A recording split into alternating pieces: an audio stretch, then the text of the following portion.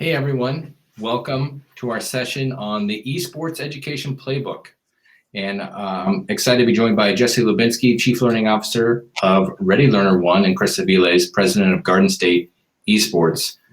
Really quickly before we get started, I want to make sure to thank our sponsor for this session, Tools Forever. I'm sure you know Tools Forever. They make a lot of great identity automation products, and I encourage you to check them out in the booths in our sponsor session. But with that, I know that we got started just a little bit late here, so I'm going to turn it right over to Jesse and Chris so they can get talking about esports, a phenomenon sweeping our nation, and it's a lot of fun. So I encourage you to check it out afterwards. Turning it over to you, Jesse and Chris. Thank you. So the one nice thing about being at a conference with technology educators is I think they know, especially tech leaders, nothing could possibly go wrong with a tech session, right? Like, of course, never technical difficulties. But thank you for having us. So as Tom mentioned, we are Chris Aviles and Jesse Lubinsky. I'm the Chief Learning Officer for Ready Learner One and also co-author of both the Esports Education Playbook, Empowering Every Learner Through Inclusive Gaming, as well as Reality Bites Innovative Learning through Augmented and Virtual Reality. And the Esports Education Playbook actually, Chris was one of my co-authors. So Chris, why don't you get through your little intro? Yeah, so I am a teacher in the Fairhaven School District here in New Jersey. About 4 years ago now, I started the first middle school esports team in the country after a long journey. Jesse and I have been BFFs for a long time. Jesse, I gotta be honest. So I am now, as you know, going down my own path of virtual reality. And yeah, I have read Reality Bites now, and it is a banger, sir. So well done. I appreciate that. Well done. So, but you know, knowing Jesse, knowing the great things that he does, we kind of got together along with Steve Isaacs and Christine Lyons Bailey, and we wrote the thing, the Esports Education Playbook. By the way, shout out to Melissa. I just saw her. Oh my God, I'm so happy that she's here in the session with us. Yeah, so really quickly, our co-authors for this book, as Chris mentioned, so Steve Isaacs also was one of the founders of one of the first middle school programs in the country. He actually now, we could say it was because of all the amazing work he's done over the years. I'd like to think it was because he co-authored the book with us, but he's now the director of education for Epic Games, which, if you're familiar with Fortnite, that's Rocket League, right? Everything. It's serious. Right. And then Christine Lyon Bailey, who was our other co-author and who is one of the co-founders of Ready Learner One along with me, and also a co-author on Reality Bites. She is an elementary principal as well as a director of technology and innovation for the Morris Plains School District in New Jersey. And so, we've done this session a few times, and I think what we have found is oftentimes, because esports is something that's so new and growing at such a fast rate, oftentimes it's better for us to kind of present less and give the opportunity for more interaction with the audience. So I know if you were with us for Reality Bites last night, we basically demoed right up until the end with a couple minutes for QA. We're going to do it a little bit differently today. We're going to kind of walk through our journeys, talk a little bit about, give our little spiel about esports, but then we're going to leave a significant amount of time where we can interact with you guys and answer questions you have and really dialogue about what's been going on around the world, really, with esports. So, we always start off, and we even start our book with this origin stories piece, because all four of us came to this project from very different places. So, Chris, I mean, your journey, I think you probably started along the earliest. So, yeah, I mean, I started at the ripe old age of 4, believe it or not. It's funny is, I teach entrepreneurship, innovation, kind of design thinking with my kids, and it's a class that was supposed to be a technology class, right? They had a retiring educator who was kind of doing Microsoft Office, and the town I work for now, Fairhaven, was really ready for something different.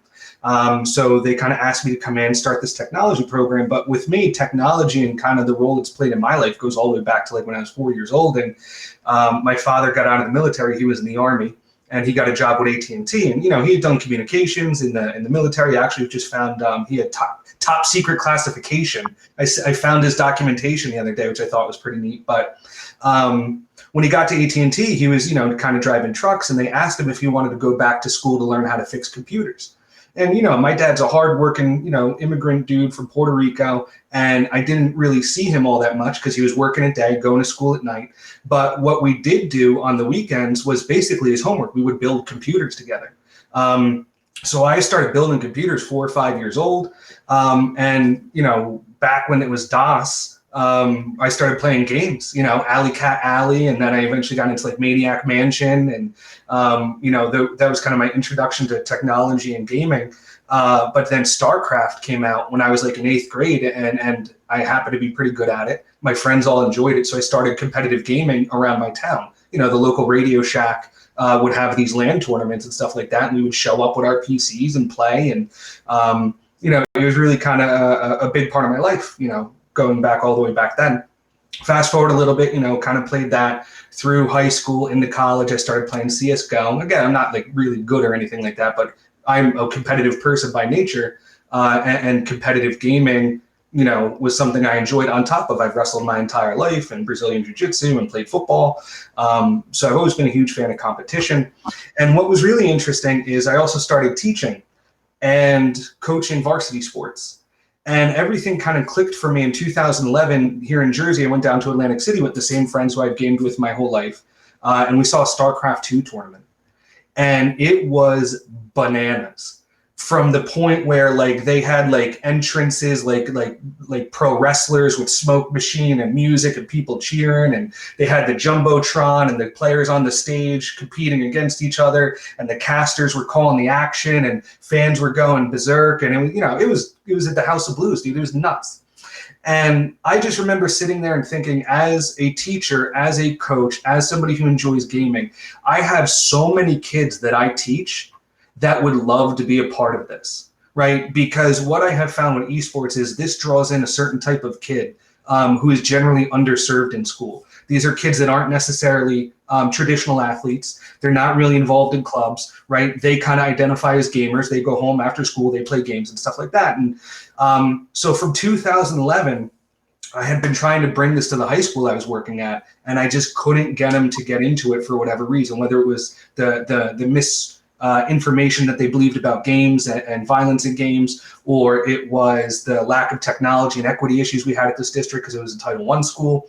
But again, eventually this job opened up at the Fairhaven School District, and when I kind of went in there, part of what I pitched was this entrepreneurship program that focused on using technology kind of in situ, right, as part of their learning process. But then on the other side, I said also I wanted to start an esports team. And what was, I guess an easier investment for them is these STEM computers I needed for school magically transformed into the esports computers after school. And that was how I was able to build that program. So in September of 2018, I launched the first middle school esports team in the country. We had nobody to play, so I actually called up and played colleges. We played Rutgers, we played Stockton, we played Seton Hall. And what was cool about that is we got a lot of really nice press. We were in, some of the major papers in Jersey. We were on NBC, we were on PBS. And I started to get emails from all over the country saying, I love this, I want to do this too. And at the same time, because I wanted similar competition, I called up Steve, our mutual friend here in Jersey, down the road from where I taught. I knew he had a video game club. I asked him to put together this competitive esports team. So that was the first middle school match in the country, was my team versus Steve Isaac's team, the Fairhaven Knights versus the Whams Vikings. And actually, Chris, while you're sharing your story, on their screen, they're going to be seeing some video from that match. Oh, there you go. So some of the highlights of Steve and I and our kids kind of going at it. And, it was great because from both of our, teams, my kids have never been part of anything like that, and so their parents to come out and cheer for them was the first time that the parents even got to experience rooting for their kids in that kind of capacity. But, with that match being played, with the news that we were playing colleges, a lot of people kept reaching out. So I started a national league for middle schools. And so at the end of year 2, I had about 80 middle schools from around the country. And it was tough to manage with all the time differences and stuff like that. And COVID hit. And I, had some free time because we were kind of learning from learning from home. And, I didn't have my hour-long commute or anything like that. But what wound up happening was I kind of formalized this process of bringing schools on board and getting started with esports programs. And so what I did was I started a nonprofit called Garden State Esports with Steve Isaacs, the same, Steve with the book and playing with each other. And now we help New Jersey schools, and really anybody who wants to bring esports to their school, start a meaningful, robust Scholastic esports program. And as of this morning, we have 105 school districts in a little over a year, which amounts to about 20% of the state of New Jersey. We have about 3,000 kids active, and everything that we do is completely free. And so that's kind of how I went from little kid on computers to little kid playing esports to teacher coaching esports to running a state league for New Jersey. And so, what's always been so interesting to me is that all four of us as co-authors came from such different places.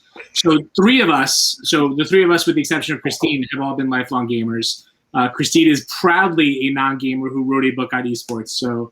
But I think that just speaks to the power of esports. I mean, my personal journey, again, perspective. Right. So Chris and Steve were the practitioners. Christine and I were school administrators and who've been doing this for, always looking for ways to kind of engage students, meet them where they are, and find these great opportunities. I jokingly mentioned in the book how I competed in the Nintendo World Championships in 1990 as a 13-year-old and lost to an 8-year-old. So that really kind of limits my credibility as far as my gaming abilities. But I think one of the things, and we'll talk about this more during the session, is esports is not for the gamers. It's for everyone. And there are places, and a lot of the things that appeal to me the most about esports are the fact that there are these great opportunities to be provided for students. When we talk about, and I just moderated a panel recently for EdTech Asia, talking about how do we prepare students for the jobs of tomorrow. And the truth is, esports is one of those first vehicles I've seen in a long time that really does such an amazing job of that, and can be done in a variety of different ways. Whatever way fits best for your school. There's no one size fits all. It can be done as a club, as a team.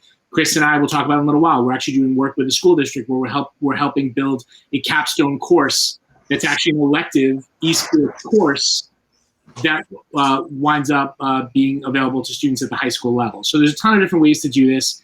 We always knew after Reality Bites we wanted to work on an esports project. So we had already committed, written the book proposal, committed to doing it.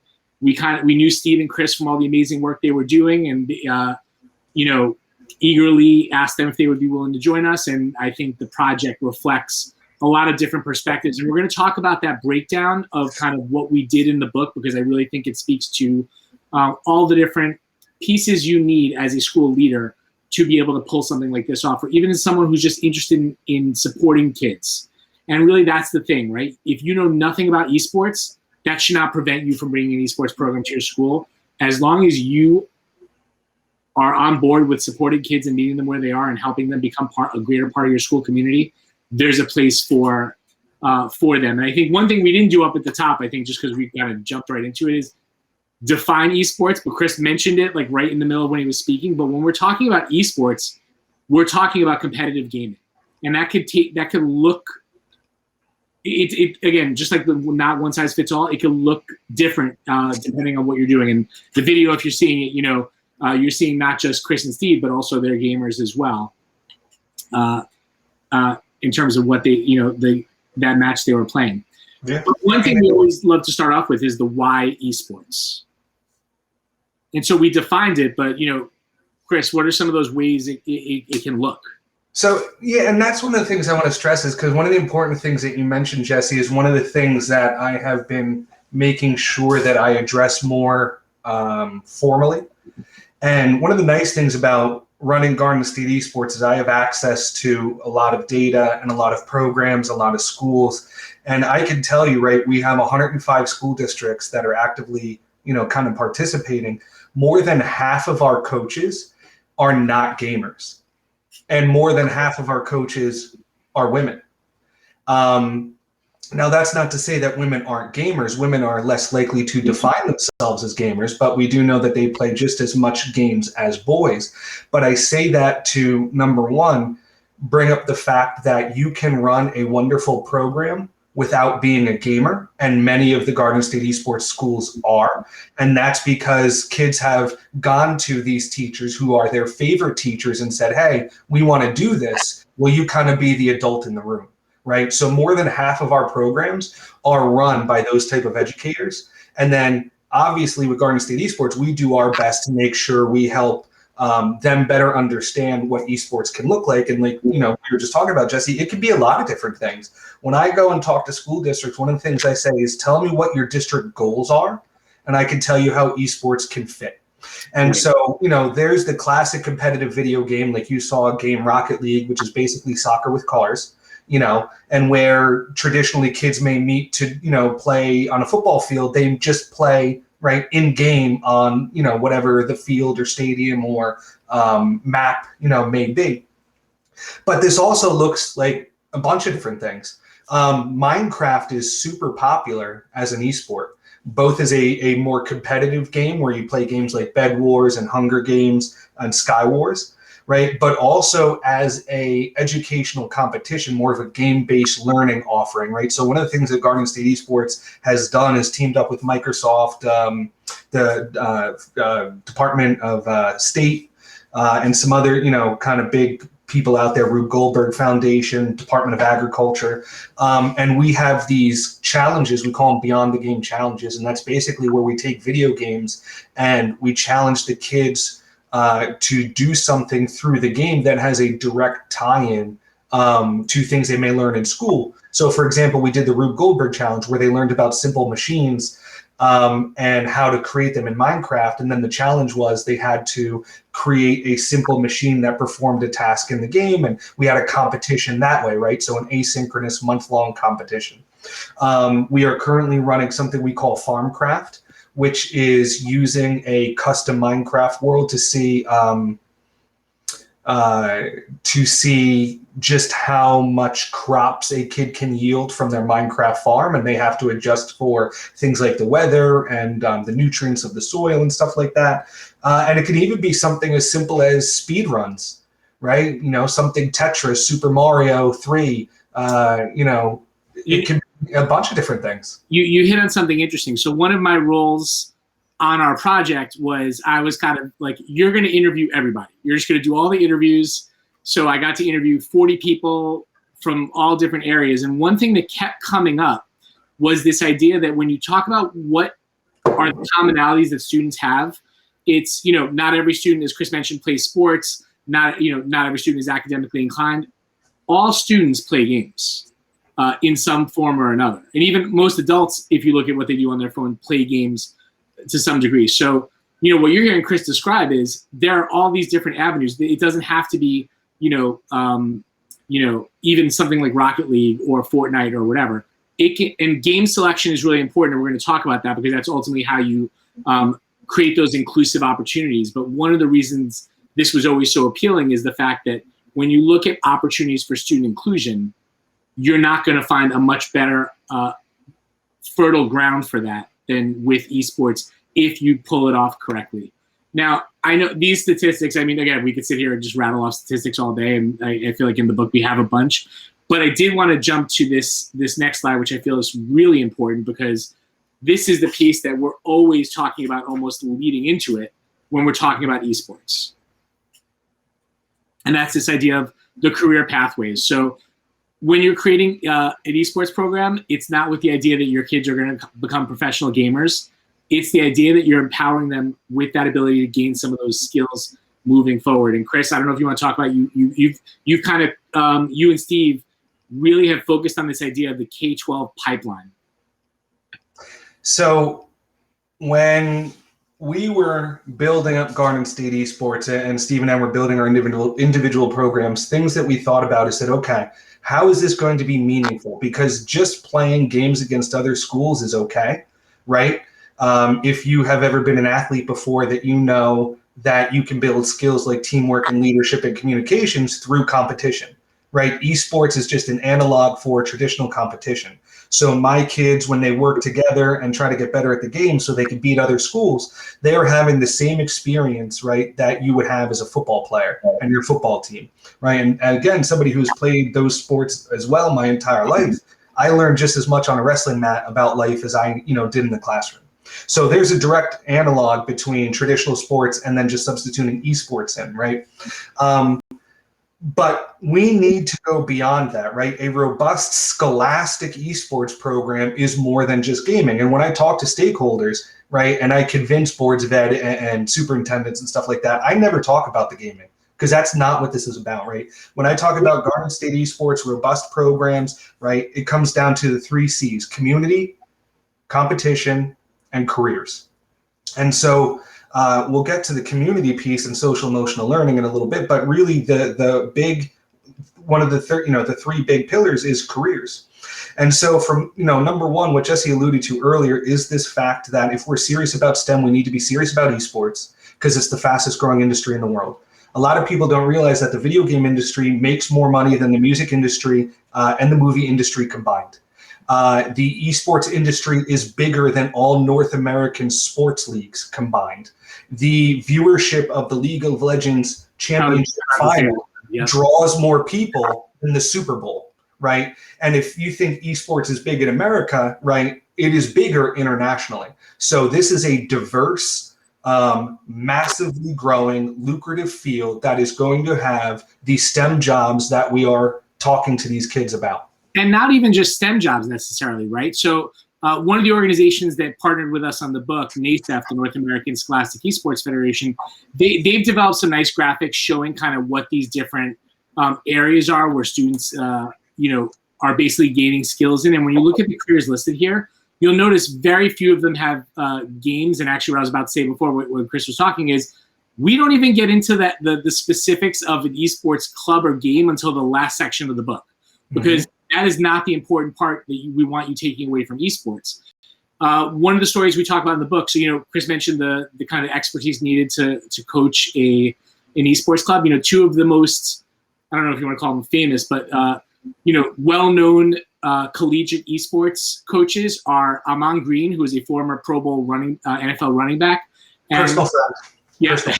Personal Here's the book. That was like the proudest moment I think of my life. Dr. Chris Haskell, who was a music background, had no esports background whatsoever, and was just named the esports coach of the year. And we were talking to him, and actually he was saying, we just gave out an esports scholarship to a journalism student whose job it was going to be to write about the esports program.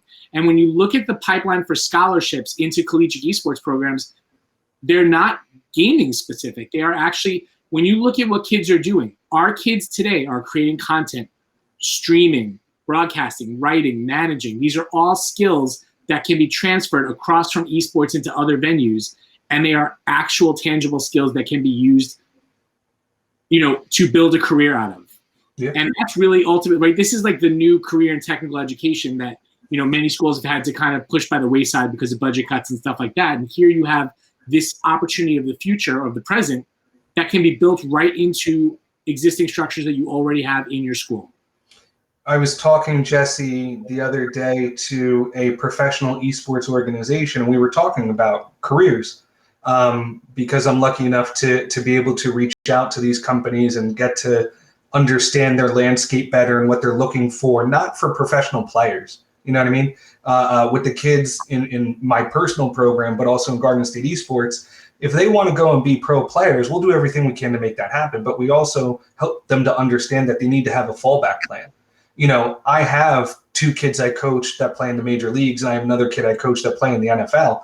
But I've also had, in 12 years, I've probably had 12,000 kids come through the program, right? So you kind of understand the chances of making it to the pros. It's the same, if not harder, in esports. Right. But this professional organization was talking to me and saying the fastest growing jobs within esports that are not STEM related is currently contract law and actually like talent representation, because these players are becoming so popular, such household names, that just like professional athletes, they need somebody to go over the contracts that they're signing, and they need somebody to represent them as an agent.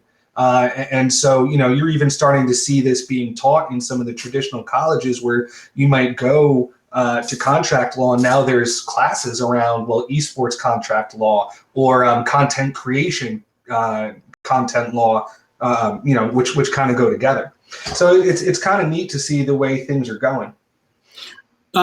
one of the things we also talk about, and you know, I know we talk about the book structure in a little while, but we mentioned before this idea of inclusivity in esports and the fact that this becomes an opportunity that can be available to every student in your school. And an important part of that is how you structure your program, right? Because it's not going to be, we're going to create an esports program and it's going to automatically be diverse by nature. You have to put some of that work into it up front to ensure that that's the case. Yeah, I mean, one of the best analogies I heard was an educator who was talking about the games that you choose, right? So obviously making your club inclusive goes with your club charter, your expectations, you know, all that good stuff that all good programs have, but also then considering your game choice. And, you know, the analogy that this educator used, which I really liked, was if you invite all of these kids into your program, you know, let's say to watch a movie like Die Hard, and then at the end of the movie, you're like, okay, what do you guys want to watch next week? Well, they're all going to say Die Hard 2. Whereas if you have these different games, right? So, you know, if you're not super familiar with gaming, there's first-person shooters like Overwatch and Valorant, and there are, you know, sports games like Rocket League and FIFA and Madden. There are kind of like these party games, which actually I'm starting to really enjoy and trying to find ways to integrate them to Garden State Esports. But a game like Fall Guys, which is like a 50-player game that is almost like a traditional like obstacle course style TV show, right?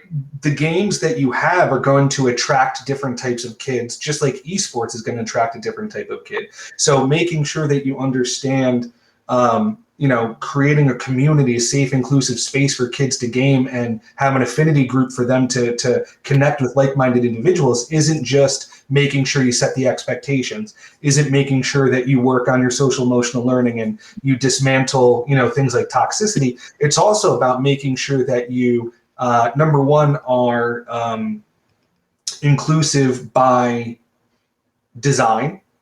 And for me, right, that looks like going out and making sure I say, hey, we want you, our space needs you. And then number two, making sure they have a diverse games that can be played. Right. If the expectation is that you're going to create an esports program and it's going to become a source that, like a diverse source by nature, it's not going to happen. Like unless there's actually intentionality put behind doing it, it's almost doomed to fail just because of the inherent nature of esports. So, and we do cover a lot of research about this, about, you know, gender inequality, toxic gaming culture, stuff like that. But what all of the findings show is that, yes, it's like that if you're not putting in the work to ensure that it's not like that. And in terms of, you know, game choice and stuff like that, you know, something we may gloss over in a few because the slides are there, but we've talked about it to some degree. We've had schools, and, you know, schools who even spoke to us for the book, built successful programs by starting off as bring your own device, where kids were bringing in their Nintendo Switches and doing Super Smash Brothers.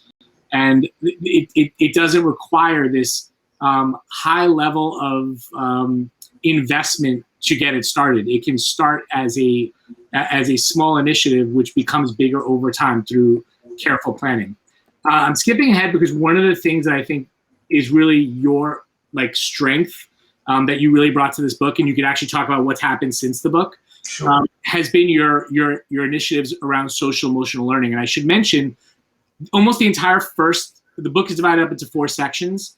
The first section of the book is really focused on the social emotional learning benefits that esports provides to students. And Chris, you've done a ton of work with your group on that, and you should release something really exciting. So I feel like you should get to share that. Yeah. So like I said, community, competition, and careers, right, are what we focus on. And when it comes to community, it's about social emotional learning, right? How can we better equip these kids socially and emotionally to basically be better people? And this is an area that I feel esports is particularly important, right? I don't know about you, but for some reason, I'm a member of some Facebook groups, you know, whether it's like buy, sell trades or, you know, whatever it may be. And inevitably it turns into, no matter what, somebody could be selling a, you know, new set of pillows, and somehow it turns into some political attack on somebody, right? And so when we talk about toxicity on the internet, it's not just kids. It's just people in general, when you combine anonymity, right, with everybody thinking that their opinion is correct and stuff like that, I think that esports is in a particular position to educate students who are more tech savvy, more likely to be on the internet, and get them to understand how is appropriate to act. Now, again, this is beyond digital citizenship, right? These kids know that it's not okay to share their personal information. It's not okay, to do that basic stuff that we warn them about. But what I'm talking about is really diving deep into the way that we treat each other. And just because you are anonymous behind a screen or a keyboard doesn't mean it's okay to be a bad person. And so when we talk about social emotional learning, right, we talk about, kind of that level 1, improved teamwork, communication, leadership, right, that you get through being part of a team. Right, that's nothing new. That's been proven time and time again in traditional sports. And if you look at the research coming out of like UCI and all these different places, it is the same for esports. We can improve communication. We can improve leadership. We can improve all those soft skills just through competition. And esports fits that bill. But where we start to head are those areas where honestly, I got into it to address the concerns of my stakeholders, my boards of ed, my parents, right? They had concerns about esports where I basically just had to tell them 2 things. Number 1, you hired me, trust me to do the right thing and make a great program for you. I should actually mention, we talked about that the first part of the book is focused around the why of esports and specifically the social emotional learning component. The second section is actually about stakeholder, exactly what Chris was talking about, how to address some of those hot button issues with your stakeholders that are going to come up. So, violence in video games, toxic gaming culture, gender inequality, excessive screen time. We went out and did all of the research and actually provided to you with all the sources basically saying, hey, look, we're not taking a stance and saying we're right. We're just saying, here's the actual truth of the matter. So, when people are like, well, they're sitting and they're actually not doing anything. Actually, the statistics show that esports athletes actually have healthier habits in many cases than some of the other ones. But again, that's through intentional planning to address that as part of the stakeholder concerns that I think that, Chris, you're talking about. Yeah, and Mike is asking me, what are my 3 C's? The 3 C's, again, for a robust Scholastic esports program, heavy on Scholastic, is community, right, which includes social emotional learning, competition, and careers, which includes, opportunities through high school, into college. Pipeline. Right, the pipeline, and through college, even in the military, and then beyond into careers, right? So how can they do that? And before you jump in, I'm actually just going to finish the last 2. So just because I know we want to leave time for questions. Yeah. So the 4 parts of the book, just so that we talk about the SEL benefits, which Chris is going to kind of keep diving into in a second. Those stakeholder concerns that he just mentioned. The third part of the book is actually like okay, cool. You're into the idea, you want to get started. How do you start to gain stakeholder? Who are the stakeholders in your school district that you have to approach, and what conversations do you need to have? So Christine and I, I was an administrator for over a decade. She's still a current administrator. So we know all, and Chris has lived this, and Steve has as well. So we talk about some of the people you might not realize you need to go talk to, your facilities people, your clerical personnel. IT. Right. The importance of getting parents on your side and reaching out to them to advocate, because I'm sure, as you know, as school leaders, if you get the parents supporting you, it's going to happen. And if you don't, chances are it won't. But they can be your biggest advocates if you approach it early on and have the right conversations. Because if you start to let the narrative around esports be dictated by some of those stakeholder concerns that are unfounded, you're going to lose it, right? You're going to lose them from the very beginning. So we kind of lay out exactly what those things are that you need to do before finally, in the last section of the book, diving into the nuts and bolts of what you need to do to get that team or club up and running. Yeah. And the thing I learned for years of convincing stakeholders and being shot down, especially at my first school, is basically tackling that stuff head on. Like I said, for this social emotional learning curriculum that we made, that first stage, communication, leadership, teamwork, nobody debates whether that is something that can be taught through esports, right? We know that that's true.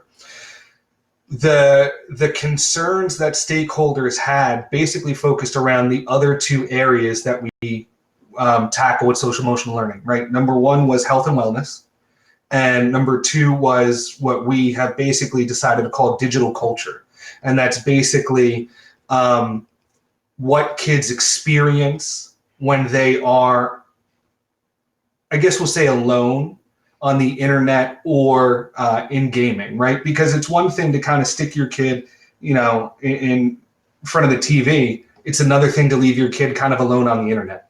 And things can get real spicy and dicey on the internet real fast. But, I told my stakeholders, you trust me, let me run the program. And number two, I'm going to take all your concerns and I'm going to address every one of them by making it part of what we do, right, in our esports program. And so with health and wellness, I talk to my kids about screen time. I talk to my kids, about healthy habits, because Jesse really hit the nail on the head. Is I teach them how to have habits, right? And our habits are rituals, right? As a traditional sports coach, are the exact same that I do when I coach football and I coach wrestling, right? So if you can imagine an esports practice, which sometimes people have a hard time wrapping their head around, it's not that different from a traditional sports practice. The first thing my kids come in, right? Like, let's say my practice starts at 2:00.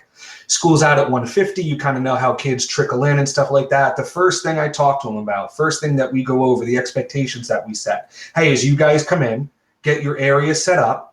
If you're hungry, make sure you're having a healthy snack. Don't bring in your Skittles and all that nonsense in here, right? If you're thirsty, make sure you have water. I ban Monsters, I ban soda. So they're drinking water, having healthy snacks like fruit or, something like that. Because again, this is a ritual. Then when practice starts, we actually do calisthenics and stretching, right? I have my players, my captains, lead the team through stretches. The stretches are specifically targeted, right, to stretch out areas and muscles and stuff like that that are more applicable to gaming. So a lot of finger stretching, wrists, necks, that kind of thing. We do some calisthenics. We do some you should have seen my kids' faces when I said, okay, let's do some push-ups.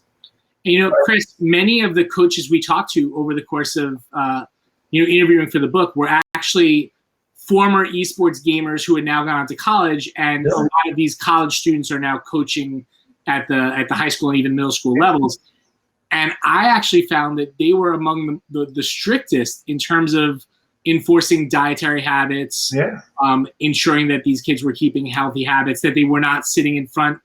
There's a balance, right? Because in order to be good gamers or and competitive, you do have to get the practice time in, but there has to be a healthy way of doing it, because otherwise that's where you start to run into some of those issues. And here's what, it's funny. Here's what we're learning, right, Jesse, is we send these kids to health class and they're learning the exact same things that I'm talking about in esports.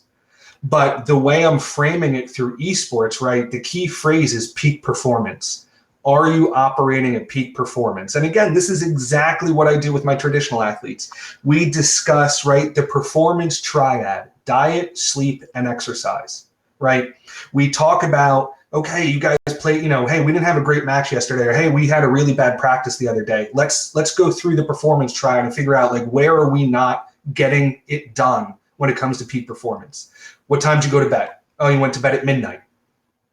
Okay, well, what did you eat, this morning? Oh, you didn't have breakfast, and then you had a Monster for lunch, and then we talk about exercise. Did you warm up? And our warm-ups also include mindfulness. While the kids are stretching and warming up, we're talking about goals. We're talking about personal goals for the practice. We're talking about personal goals for the match. We're talking about team goals, right? Because goal setting and mindfulness, we do some breathing, right? Then we get in the game and we warm up.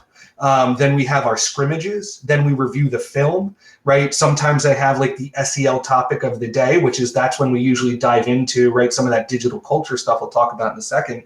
Then we get back into the scrimmaging. We do a cool down stretch. We talk about goals again for next practice. And these eventually become habits for the kids. The kids know the expectation for the way they treat each other. They know the expectation for the way they talk to each other. They know the expectation for what they should be eating, what they should be drinking. They know the expectation for screen time. I mean, my kids all know about blue light and the effect that blue light has on their sleep.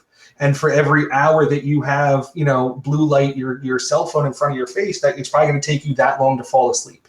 And so we talk about that stuff all the time. I dropped a link into the chat to our slides just because I skipped over a bunch, but some of the ones I skipped over actually had some links to research that shows, as a result of being part of one of these programs, you get exactly what Chris talked about, the improved GPA, the improved behavior and attendance. One of my favorite stories from the book is actually a district out in California who had started an esports program at an alternative ed school within their district, and they did it the way I mentioned before, by bringing their own Nintendo Switches and doing the Super Smash Brothers thing. And these were kids who were literally on the cusp of falling out of school. They had not been part of the school community, and through this program, they actually got a phone call right before the first competition where the parents were like, "Hey, are we allowed to attend the competition?" And he was like, "Of course." Got a call an hour later from the same parent. "We have relatives who want to fly up from Sacramento," and what he realized is esports provides that vehicle to engage those families who had never been part of the school community. So it goes beyond just the results you see in school. It actually embraces all of those people who have never been able to, through the traditional means and mechanisms, become engaged parts of your school community. Sense of belonging. And more with GSC, dude, the more stories we get, and they're so cool. And I even have, my own personal story where I had a boy with autism, and being part of the team, was the first team he's ever been involved in. His grandparents flew up from Georgia to watch him play. Right. And he scored a goal, and it was a whole, thing, man. And, there's not a dry eye in the house when that kind of stuff happens. And through esports, right, that kid, and kids like him, whether they choose not to play traditional sports or they can't, right? I can tell you more than half of my team has an IEP 504, is on the spectrum. Some of them are not physically big enough to play traditional sports. And so to be able to, I always talk about the first thing I did before we even had a match is I bought my kids jerseys. And to watch these kids wear their jerseys to school and just to see, getting high fives in the hallway. And I had my kids march in the pep rally before we even had a match, because making them feel like they're part of something when maybe they don't have a homeschool connection is so important. So then you have, you add that sense of belonging, you add in the teamwork, leadership, communication, then you add in the health and wellness and how we're talking about that stuff. And kids can't wait to discuss peak performance, even though they're learning in health class and their eyes are glazing over, when it's framed around esports, because esports is a platform to teach kids what we want them to know, right? And you touched on something really important there as you started to touch on digital culture and the skills we want kids to know.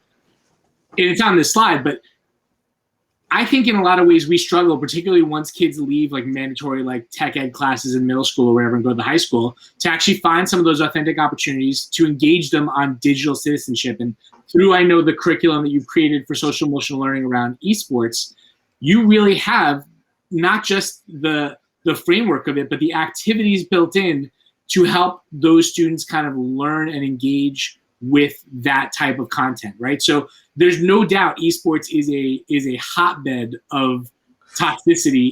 It could go very wrong, but if you're providing the right foundational habits at the start, it actually creates a great opportunity to kind of teach those things. And it's something that kids take those coping mechanisms when they do encounter stuff on the internet and in gaming.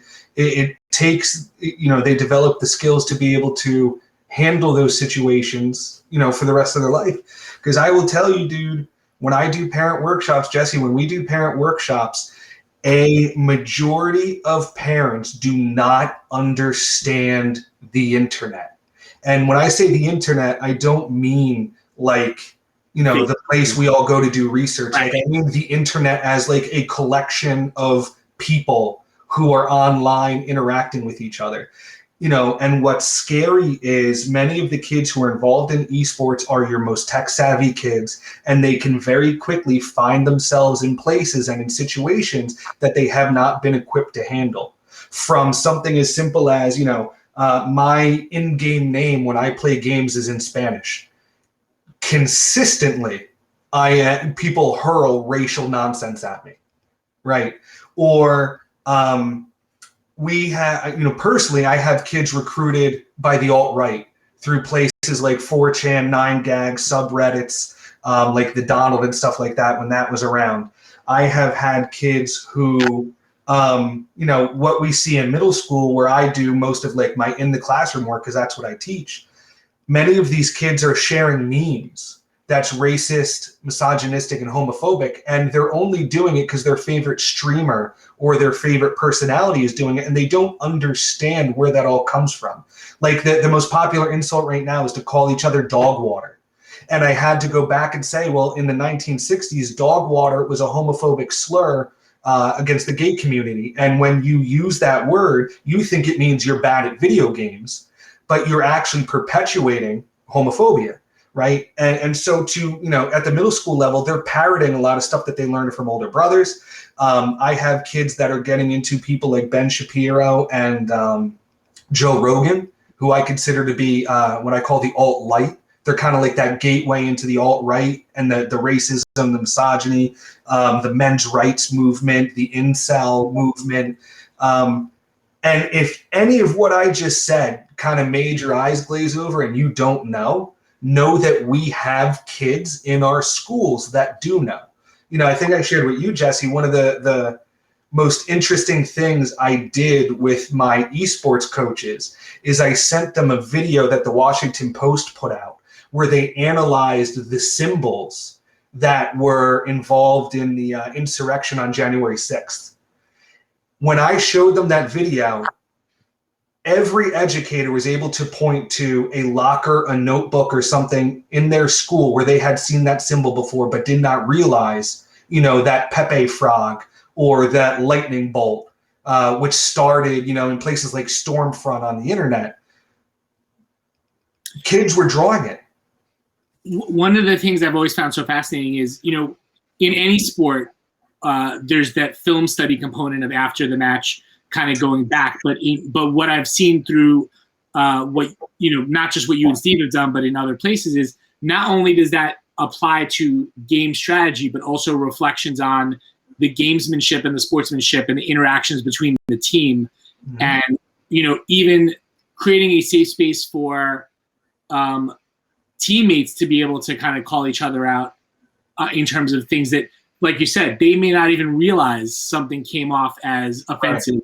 But creating the ability to have those conversations. Two unique things, because again, the curriculum that I've written, the book that we've written together. So one thing, I think we kind of talked about it, but we didn't really dive deep into it.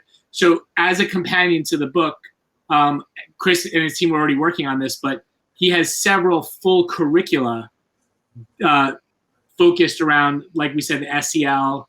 And then that one's out already, correct? Mm-hmm. And then career and technical education, as well as the content creation, career and technical education, and we got a book club. Yeah, did I skip that slide? Epic. Sorry, it's in there somewhere. It's called Epic. We'll throw it. Here it is. I found it. Yeah. But what I was going to say is, so one thing that we have to understand about esports, especially if we're going to use it as a platform to teach kids, is, they're really good at sniffing out educational lessons. And when I first started, I would do like the 20-minute PowerPoint about different stuff. And they totally hated it. They came to play video games, right? Not hear my lectures. So I baked everything into the curriculum or into the practice. Everything became a ritual that we did. So where we're making some really, interesting headway, and part of what you said is to share the new stuff going on. So I do something called a digital handshake, where after a match we Skype with the other team or whatever, video chat with the other team, and we all say good game to each other. So that way my kids can see that there's other kids right behind the screen. The other thing we talked about, Jesse, as you said, holding kids accountable. And so one of the things that we're doing that is a first of its kind is we are combining bystander intervention training with esports. And so it's one thing to have the rules on the wall, but how do you train a kid to intervene when somebody comes to poison their space? And even that is easy if it's a kid that you're not friends with. But what if it's your friend that is sharing or saying the homophobic or racist or misogynistic stuff in esports practice? Are our kids equipped to handle, intervening, being like, look, dude, like, that's not cool, or going to a trusted adult we talk about all the time and handling those things. And so because of that work that we're doing, we just partnered with Rutgers Graduate School of Applied Psychology and the Rutgers Graduate School of Social Work, and we're going to dive into a lot of that stuff. And we're going to do, we have an IRB study we're getting ready to work on. And one thing that they actually brought to the table, which was fascinating, and it's something that I hadn't thought about. If you're familiar with gaming, you know that you sometimes can buy or win loot boxes. How does that translate or mirror gambling? And is there something we can do to educate kids about, gambling and impulse control? So gaming, esports, is such a fantastic platform to tackle all of these things that stakeholders are concerned about. It's such a fantastic way to educate the whole student, build a community that is safe and inclusive, is respectful, and then you have the whole career side of it.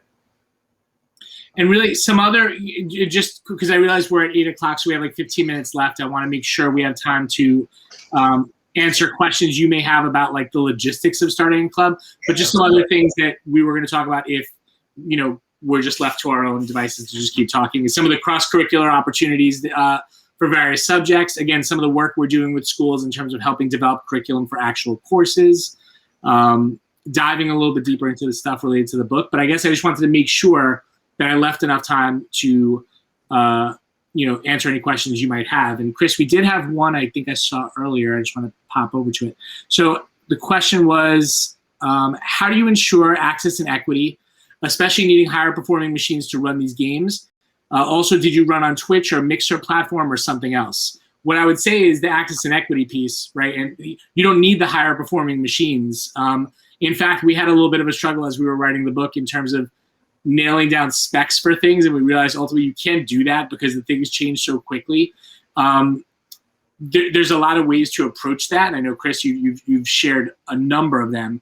But even still, you could go from bring your own device to getting that investment for higher end machines if that's something you want to do. But if you're starting this as a grassroots thing, you don't have to pull this together with a lot of money. Yeah, I mean, I at this point have started probably close to 250 programs across the country, and I have seen every type of program with every type of budget restriction and limitations, and we've always found a way to make it work, right? That's one thing educators are good at, is we'll find a way to make it work. I will say this has been a new development, Jesse, that I don't know if I dove into too much with you.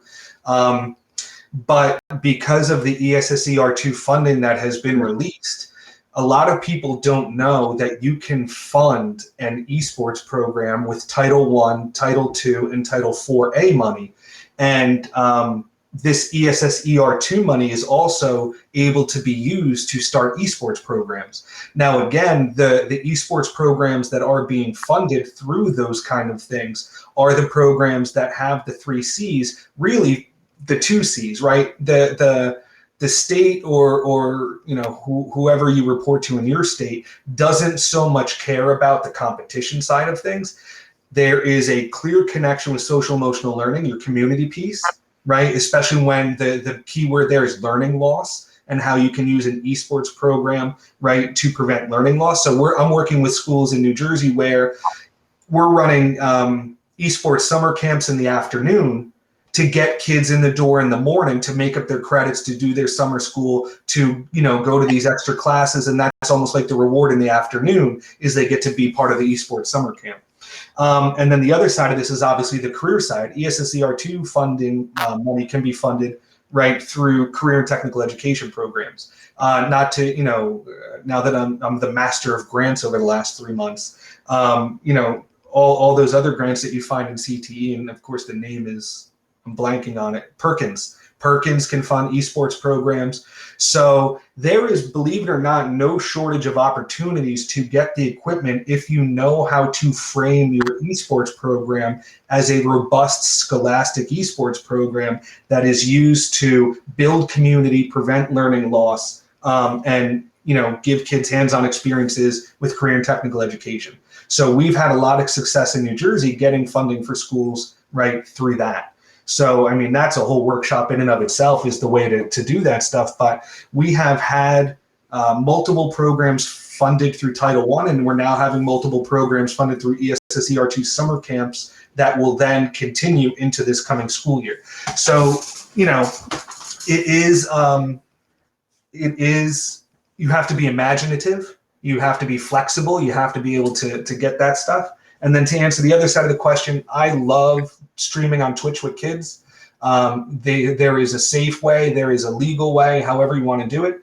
But I think the production and content creation side of esports is not only more important than the competition side, but is just as valuable when it comes to teaching kids the SEL digital citizenship stuff.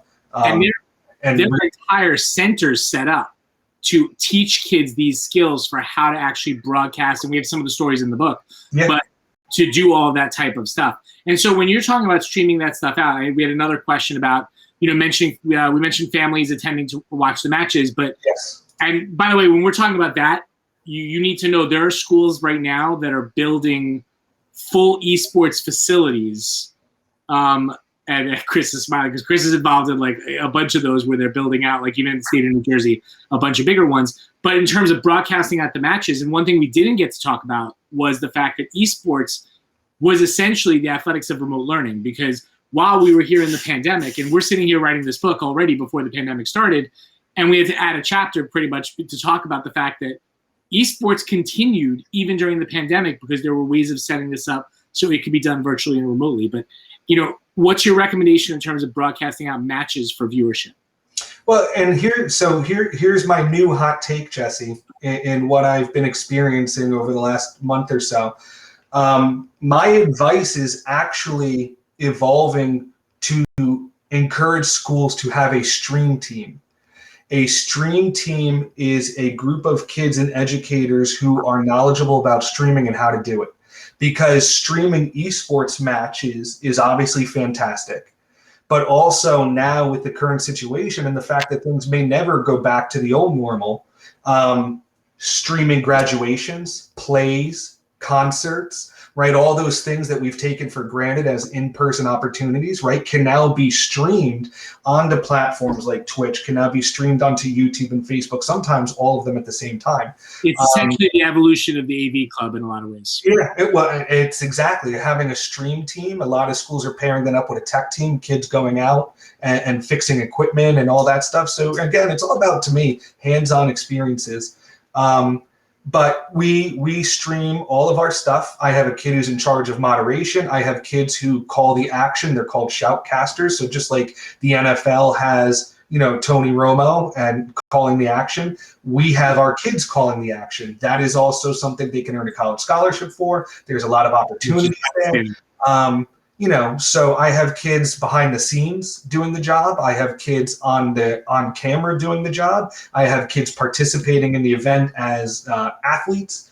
So, streaming to me is a really important skill. And when you talk about jobs, production and streaming, I mean, we're doing most of that stuff in-house through Garden State Esports, but I've gotten a few quotes about how much it would cost to host a 3-hour event on Twitch with some of these professionals.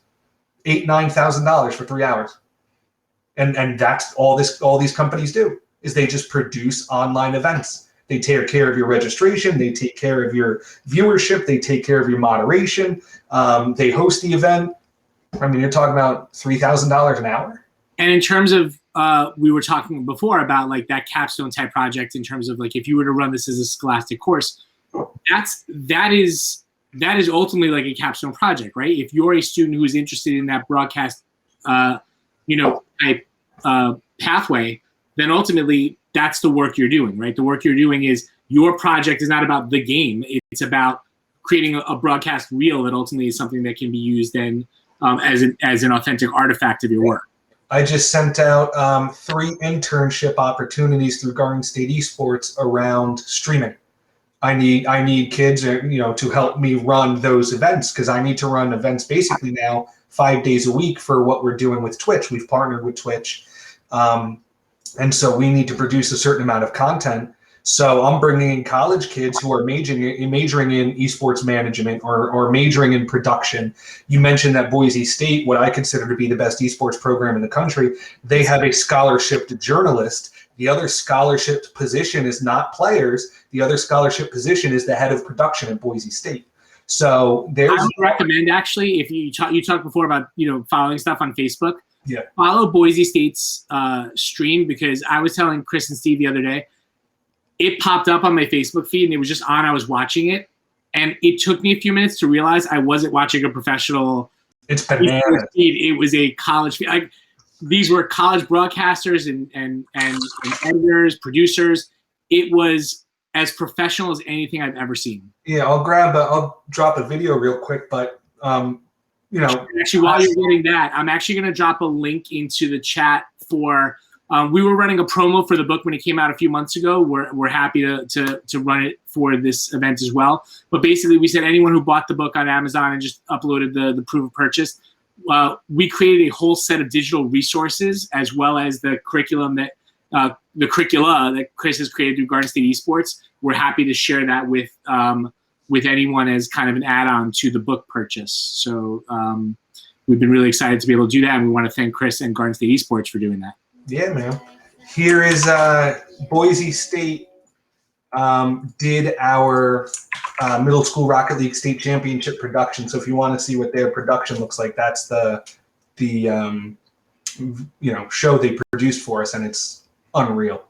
So if you want to see what's happening at the college level, that's what the best program in the country looks like. And you're starting to see this stuff trickle down.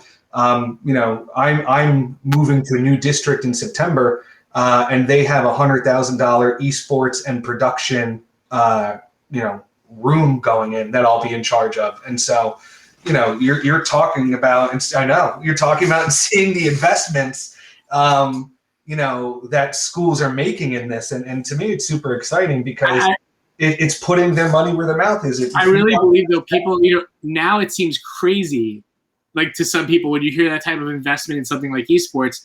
And I think in a few years from now, and granted, we've been doing a ton of work in the AR VR space, and I always tell people that stuff, while being very cool, and you're right in the middle of it too, it's just not at the level of esports is, even if you're not seeing it. So we always say, if you're not already having conversations in your school about starting some type of esports program, you're already behind. Well, and here's why, right? This is my other big argument that I'm always out there talking about, is not having, esports has equity issues, and we need to find ways to continue to lower the barrier to entry. We need to work with some of these for-profits and get support from them, and we need to convince schools to invest in their STEM program, which an esports team is part of a STEM, a robust STEM program. But it's actually becoming an equity issue to not have an esports team, because there's 195 colleges offering over $16 million in scholarships. And Jesse, if you go to a school that has an esports program, and I go to a school that has an esports program, but you can earn a varsity letter for your program and I can't, well, one of our resumes is going to look better than the other. Now imagine if my school doesn't have an esports program, there's no way that we can position ourselves or our students, right, to take advantage of all these collegiate opportunities in esports. So it's important, I think, that schools are having these conversations and trying to figure out, well, what does an esports team look like at our district? Just because there are so many opportunities at the collegiate level and such a lucrative career ecosystem that we need to make sure our kids are ready for it. And kind of to bring it full circle all the way back to the beginning, again, that just starts with one adult who's willing to just basically be there to help kids along the way. Doesn't even have to be a gamer. Not someone who's knowledgeable about video games or who could beat me at Super Mario Brothers, even if I lost to an 8-year-old again. Just someone who is willing to kind of help students with that piece, because the students will take what you'll have the curricula, you'll have the resources. There are a ton of people out there doing amazing work, NASAF, Chris's team at Garden State Esports, all you need is that one adult who's willing to sponsor or supervise the club or team. And, we have seen some resistance to some districts where they still have the old school sports mentality. So maybe you're not going to get it in as a full-time, varsity level team right away. But that doesn't mean you don't start with the club piece and build out from there. Yeah, every district right now in Garden State Esports, including my own, is having this as a year-long club with a club stipend. And I was laughing before, Jesse, because I had a coach I was talking to today describe herself as basically a warm body in the room. The kids run the practice, the kids coach each other. She's just there because they needed an adult in the room. And she has a fantastic program, and she has wonderful kids doing really cool stuff. Tom, you nailed it, by the way. Just like this is the way you engage or provide that opportunity for every student. And actually, there's one more question. So how do you purchase the games for a typical esports program? How are licenses logged in, assigned, and how do you run? And have you run up against COPA compliance concerning the inability to filter in-game chat? So Steam and Battle.net, if you guys are familiar with gaming, are ways that you would download and pay for games to be able to play them. So there's a couple different ways to skin all of this. Number one, if you are new to esports or starting a program, I suggest everybody starts with Rocket League. Rocket League is free to play. Rocket League is soccer with cars, so there's not an ounce of violence, and it's very popular. It is the only non-violent video game that has a huge esports following. So Rocket League is a fantastic introduction. Minecraft is also good, not as good as Rocket League, but for that piece. If you are ready to move to another game, so like on Steam and Battle.net, your most popular games are like Overwatch, you have Fortnite, you have Valorant, and so when you dive into esports, one of the things that you'll learn is Blizzard, for instance, who makes a very popular game called Overwatch, does not take POs. So how do you get that as a district, right? And I know at least in New Jersey, districts aren't allowed to have debit cards and stuff like that. So we've had success with people going through PTAs. We've had success with people going through, different parent organizations or tech groups to be able to get the licenses for the games if they need them. Believe it or not, you can get a lot of these licenses through Donors Choose if you wanted to, like Overwatch is on Donors Choose. But the easiest way I have found, at least in New Jersey, is our big suppliers here in New Jersey, like an SHI, they will allow you to buy gift cards via PO. And so we'll go grab a $25 gift card. That is enough to then turn around and use, to get a game like Overwatch. And then to make sure the account, right, the license stays with the school, right, we often create dummy accounts. So it might be, player1@yourschool.edu. And so the school controls the password. You don't put the kid's name in. You put the school address. You put the school phone number. So there's no identifying information involved, right, to get around some of those compliance. And these are issues of game selection. So, like, ultimately, when you're looking to define what games, obviously, Rocket League is a popular choice for many reasons, that being one. But this is just part of the array that you're kind of filling in. Again, and I think one thing to keep in mind is it would be very easy for you to say, okay, then we're going to do this or decide on this game. But the truth is, if you don't include the students as stakeholders to a certain extent in game selection, that's where you start to lose some people there. And so to dive deeper and get in the weeds, which I always like to do when it comes to things like COPPA compliance, my kids are only playing and interacting with other kids either in our school or from other schools through which I know who they are via their coach, via their roster and stuff like that. So just like on the football field, when somebody curses at my kids, I can go over to that other coach and say, look, this is what's going on. So obviously sometimes it happens. It actually, believe it or not, happens a lot less in esports because you can just screenshot what the kid said. Whereas a football field, right, there's no way to, prove it's he said, she said. And the other thing is with most of these games is you could just turn the chat off. So not only are my kids only interacting with people that we know, you also have the option to turn those things off. And one of our best relationships with Garden State Esports is our New Jersey School Boards Association, right? The group that all of our school boards and administrators and superintendents work with. And they're very nice about lending us their lawyers to tackle things like Twitch, to tackle things like COPPA compliance when it comes to chat and stuff like that. And they have ruled they've ruled on some best practices to follow, right, to make sure you stay compliant. So we haven't had any issues. And believe it or not, in the 18 months of Garden State Esports and the 3 years that I've been doing esports before Garden State Esports, I have had exactly one instance of a kid cursing at another kid in game. It was screenshotted, and the kid was, benched by their other coach for, I think it was something like 2 weeks. That's it.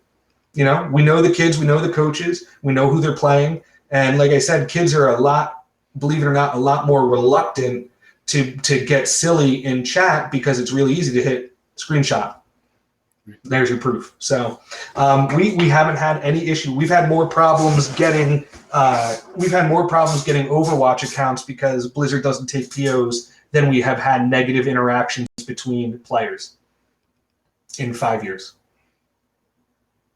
Any other? I know we actually ran over, but we were happy to stay a little later just because we got started a little later. But any other questions while we're here? Again, we could literally go all day getting into the weeds on the specifics, and that's actually why we held off on that until the last section of the book, because we really had so much to say about the importance of an esports program.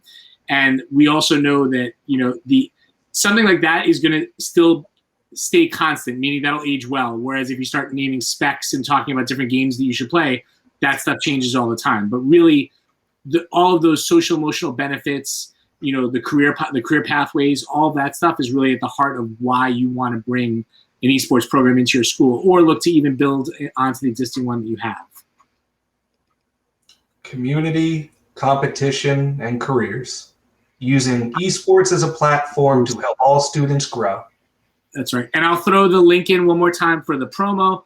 And again, the slide that's up on the screen, feel free to reach out to us via email. Like I said, we've been doing a ton of work with school districts, collaborating with them to help them build out programs in an effective way. So thank you again so much for having us. Thank you. Thank you, Jesse. Thank you, Chris.